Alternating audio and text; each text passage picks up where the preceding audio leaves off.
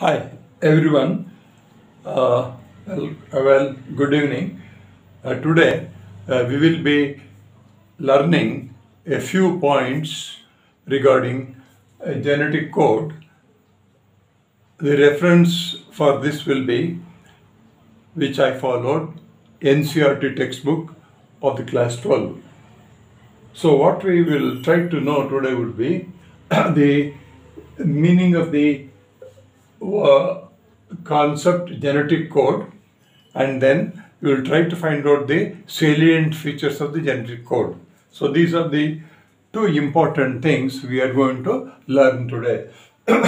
So if anyone were to ask you a question like what is genetic code, you can simply tell a genetic code is the information that is encoded in DNA, RNA, that means genetic material, as nucleotide sequences. You know there are four nucleotides: thymine, adenine, cytosine, and guanine. And these four nucleotides, which is the language of the DNA, are responsible to code the entire genome's information required for a particular living cell to perform its activities. So if the DNA is passed on directly to the living cells, it may not be able to take on the functions. Therefore, the genetic code is made in such a way that the living cell can understand what it is and then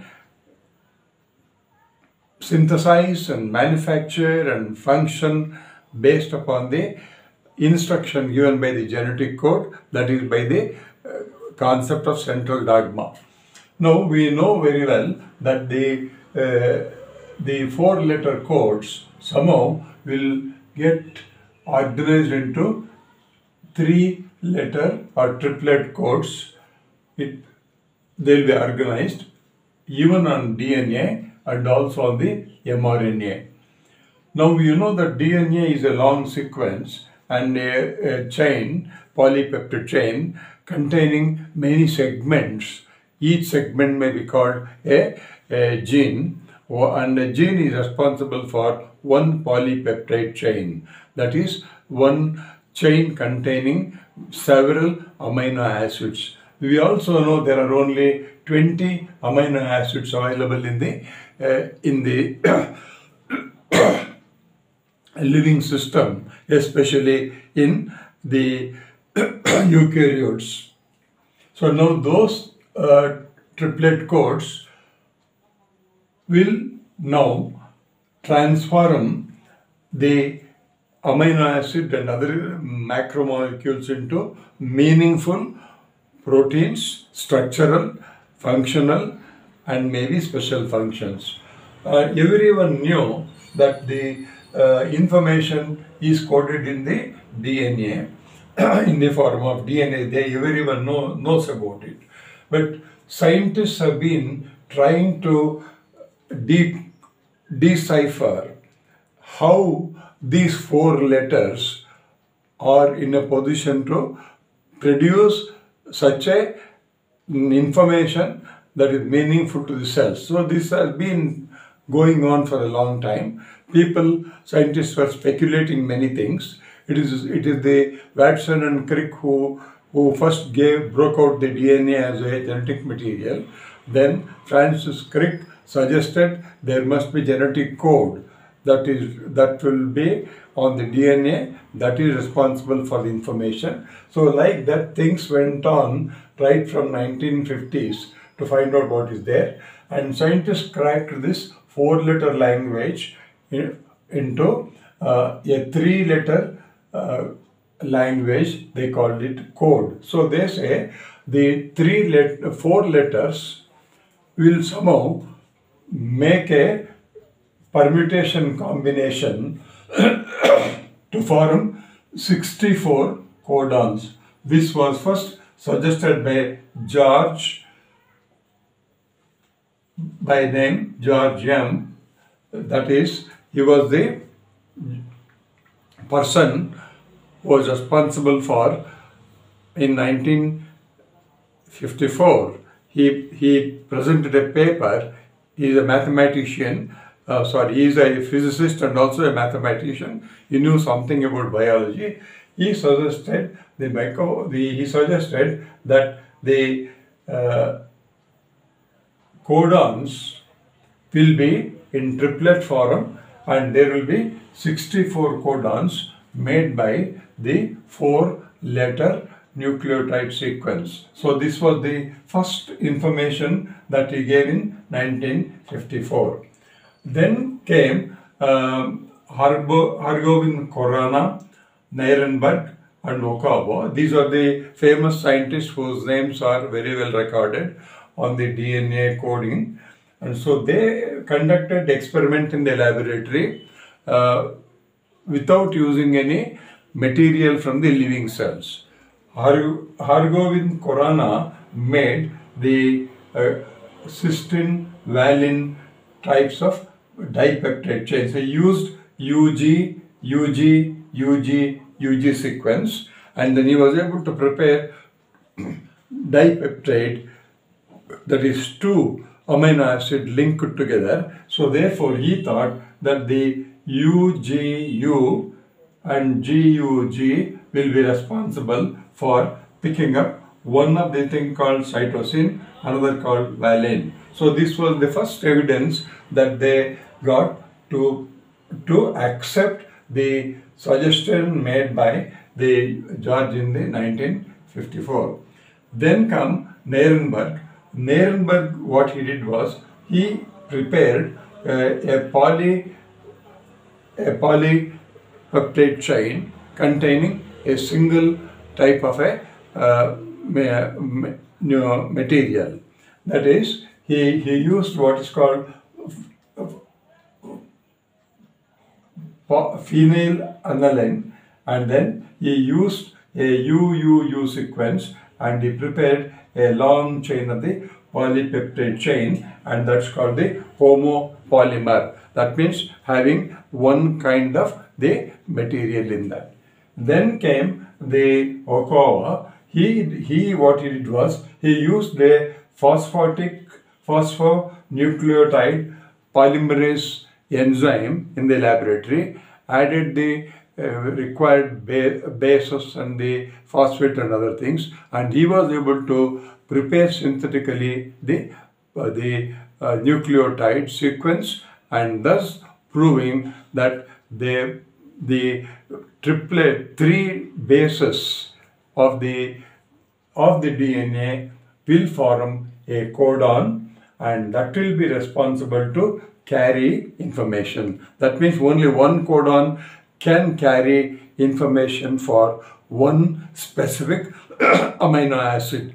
So therefore, out of these 64 amino acids are there, these amino acids have the capacity to attach themselves to one type of the codon. Three codons. Now, one more idea I will give you. That is the codogen. That is 3-letter sequence present on the DNA, which is called the copying strand. You know, there are 2 strands. One is the template, other is the copying strand. And the copying strand, if it contains 3 TAC, that triplet code goes by the name codogen. Codogen refers to the 3-letter codon and DNA. And then 3 letters of the mRNA is called a codon. That is, when once the DNA is transcribed from this into the mRNA, and that mRNA will have 3-letter code, and that is called a codon. And similarly, another type of RNA is present called tRNA. That's again made by the particular, that is the DNA itself, and that tRNA, that is called the anticodon. That is again a triplet, and this anticodon is almost complement the codon. That means whatever the codon, supposing the codon has A, it will have the first letter U. If the second letter is U, the second letter is A, and the third letter is Z, the third letter will be C. That means there is a kind of a complementarity in maintaining the passing on the information. There is no loss of information at any level. So this is the type of work what happened during 1950s to 1965. So these type of things happen, and now they are very clear. The geneticists and other people are very clear that there will be a triplet code, a triplet sequence of nucleotides, and that will be responsible to send the coded information to all the living cells to do their functions by means of transcription, by means of translation, and then ultimately biosynthesis of the macromolecules, and then modification. So all these things will happen based upon the information given by the DNA. And now we will try to know what are the qualities of these, or the salient features of the genetic code. Now we know that as I told you earlier, I have been a teacher in the Regional College of Education, Mysore, and where I only followed the NCERT textbook. I also wrote in 1967, one or two small lessons for the NCERT book, and therefore I always prefer to follow the NCERT book. So information, whatever I am giving, it is only from the NCERT books. Now we will take up, I will just for the sake of clarity, I will try to give you the list of salient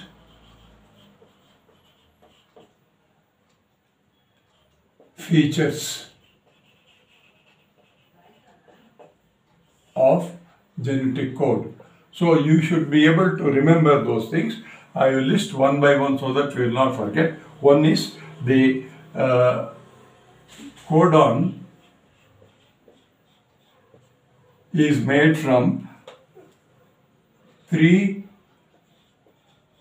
sequence of nucleotides. It may be on DNA, it may be in mRNA, like that. So in the DNA, it is called codogen. It's called codogen. In mRNA and tRNA, that is known as codon and anticodon. So these are the 3 terms you try to remember. So the first one is the genetic material in the form of codon has a sequence of 3 nucleotides. Example, if I want to give you, A, U, G is an example of a triplet nucleotide. That's one thing. And second thing we can remember would be there are 64 codons.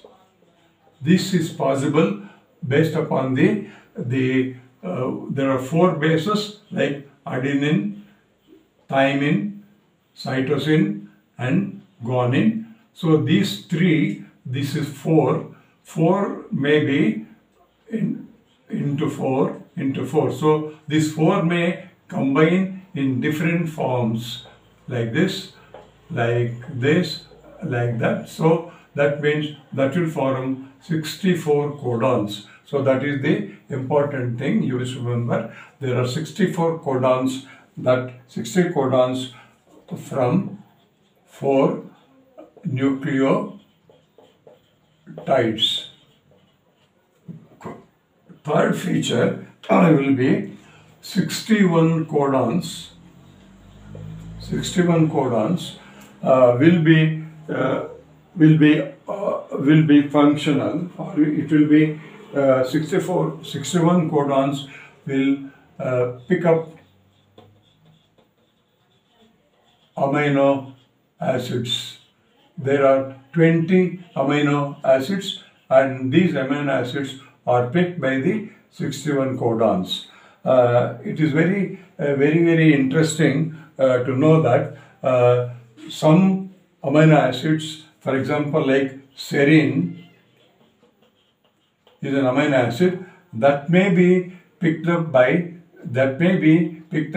6 different types of codons. That is degeneration, it's called. So that is the next one. And the next one, codons, I said there are 61 codons, and fourth one, 3 codons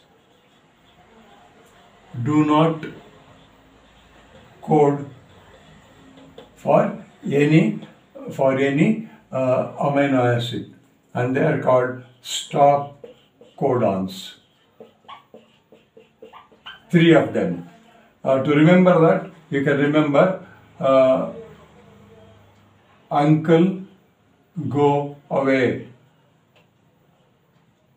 Uncle, already gone. Uncle, always away. So these 3 codons are called stop codons. And the next important feature will be the what you call that the codons are universal in nature. Universal. Codon, genetic code is universal.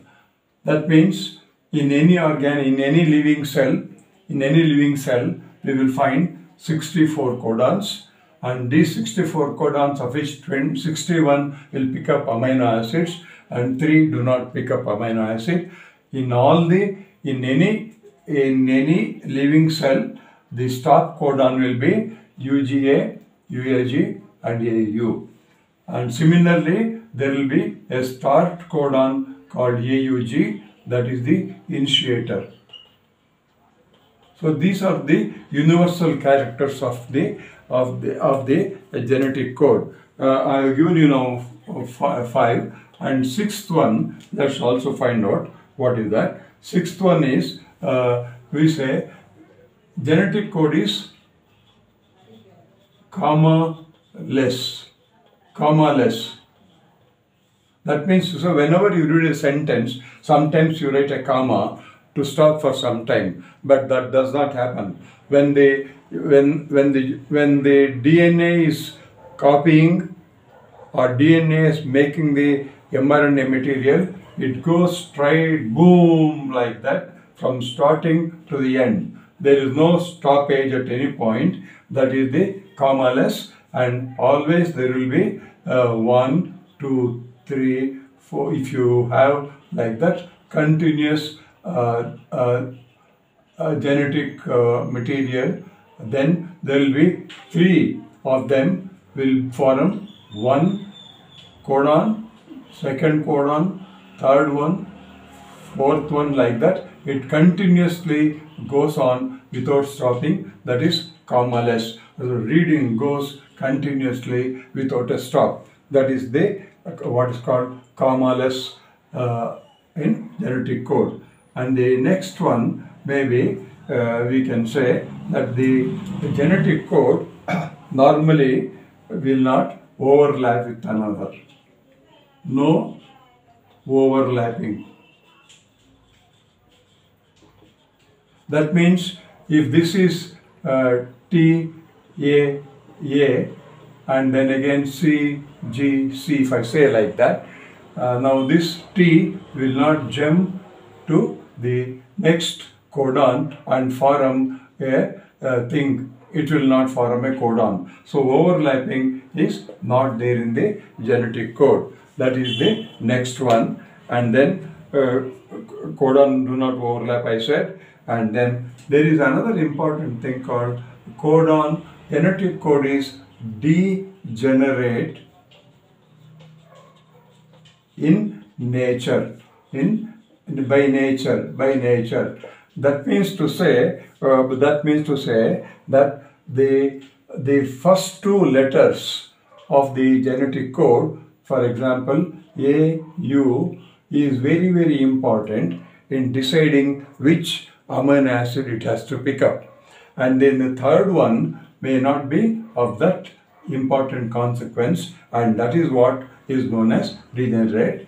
And also this explains, as I said earlier, that what may happen would be, example I told you, serine is one amino acid. This amino acid can be picked up by AGA, AGG, AGU, AGC, or UCA, or UCG. So 6 of these bases can pick up one amino acid. Then that means to say that is codon is highly specific.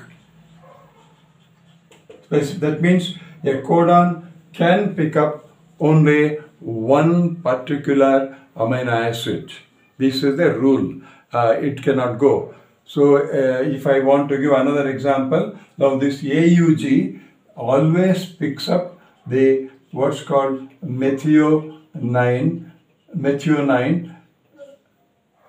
amino acid in any organism, in any plant, in any earth. So that is what's called the codon is highly specific. So these are the important features of the genetic code. So what is that genetic code that makes it so specific? Means you must remember these 9, or even you can cut short into 6. Your textbook has given only 4, so the 4 can be expanded into 9. So I have only made it like that. Codon is always a 3-letter code, always, and there are 64 codons, and these 64 codons are made from the 4 nucleotides like adenine, thymine, guanine, and cytosine. And then 61 codons code for 20 amino acids. 3 codons are called stop codons. They will stop the elongation of the amino acid. And then codon, genetic code is universal. That means the 64 codons are universal. They are seen in almost every living cell. And it is commonless. When the DNA goes on transcription, then or adding on the mRNA will add on the tRNA molecule until it comes to stop. There is no comma, there is no semicolon, there is no full stop. It simply keeps going on, and then there is no overlapping of the sequencing. There is no overlapping or jumping in the formation, and they degenerate in nature. That is, the 3-letter sequence slowly becomes a little less and less important, the 3rd letter, and then codon is highly specific. These are the 5 are the most important specific or the salient features you should remember. Now the next thing what we do, we will now find out how the 64 codons are made from the only 4-letter of the genetic material. So for this there is a technique they have adopted in the NCERT book, also in the scientific literature, and they refer that as a genetic code table. It's very easy to make the genetic code table. What we do, we will try to do it here. First letter is A, let's say A, and we will start with the U because the RNA has the uracil as the main thing, uracil, and then adenine, then we will take up cytosine and guanine. Let's say this is the first letter, of the genetic code, and the second letter of the genetic code will be U, again A, and then C, and then G. That is the second letter, imagine. And the third letter will be again written here. The third one, the first one will be U, then A, then C, then G. G. Now supposing I will make them into columns like that. You practice this. This will be very useful for you, whether you take the examination or don't take the examination. It does not matter, but this information will be very useful for you even if you go to higher studies. So this is the way the genetic code table is made. So we have made a table containing 1, 2, 3, 4. 1, 2, 3, 4, 1, 2, 3, 4, 4, 16 into 4, 16, 16, 16, 16, 64, 64 columns are there. We have made it. Now in each one of them we can find out how we can make a triplet code. Let's take the example of this one. For that you write 4 possible combination. U, first letter I am writing U, U. Now the second letter will be U, U, U and U. The third one will be picked up from here. So the third one, the first one comes here U, the second one comes here as A, see the third letter is C, and the fourth letter is G. Now we have here 1, 2, 3, 4 codons. Like that, 4 more here, 4 here, 4 here, 4 here, 4 here. We will try one more example for this so we understand how we will write. The first letter in this will be A, A, A, A. Now for this we are adding C, C, C, C, and the next one will be the U, A, C and G. So here we got 4 more. So like that you have got triplet codes, you can fill it up, and that will form 64 triplets. So and this is the table called genetic table. Using this genetic table you can always project, you can always identify, you can always predict what kind of genetic code is possible. This is given in your NCERT textbook. Please try to follow this up and try to find out how to do it. Just to remember and just to close the session, I would like you to remember that the genetic code is universal because it is seen, 64 codons are seen in almost every single living cell. Unless there is a mutation, there will be no change. Codon is highly specific. One codon always takes a particular amino acid, but several amino acids can be picked up by one particular several amino acids will be there, and that's several amino acids. For example, 6 amino acids I told you, 6 amino acids like serine can pick up only that is one codon can pick up 6 of them. So that way it is possible.